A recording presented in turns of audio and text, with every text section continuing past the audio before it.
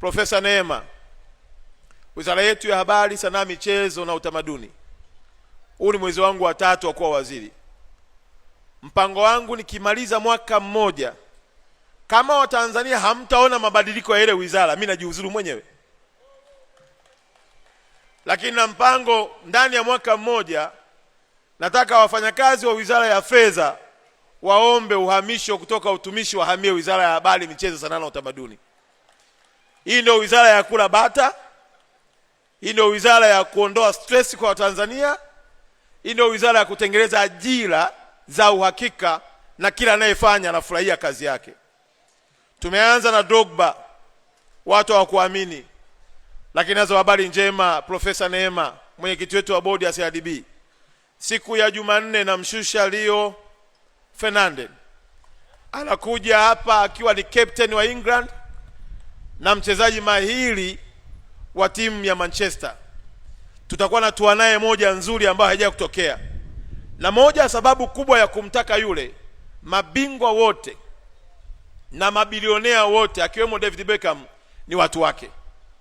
Sasa msinionee wivu Makonda anavyopenya. Hivyo mimi naenda duniani kimya kimya kwa maelekezo ya Daktari Samia Suluhu Hassan. Na juzi wakati naongea naye akaniambia amealikwa na Ronaldo. Nikamwambia mwambie Ronaldo basi kwamba kuna nchi inaitwa Tanzania. Alipomwambia Ronaldo akamwambia mambo yakikaa vizuri, baada ya haya mambo yanayoendelea, nitaikanyaga ardhi ya Tanzania kwa heshima ya Daktari Samia Suluhu Hassan.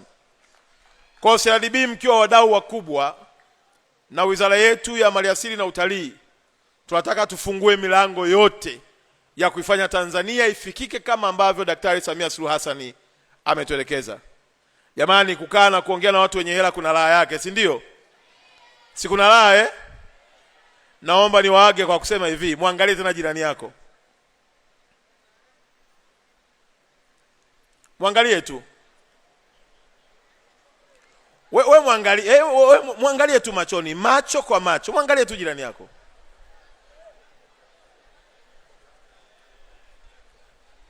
Kuna kitu unakiona hapo? Muangalie tu. Kuna kitu unakiona? Kuna kitu unakiona hapo? Unaona lakini vizuri? Unaona vizuri jamani? Haya, nishakuachia connection hiyo. Asanteni sana.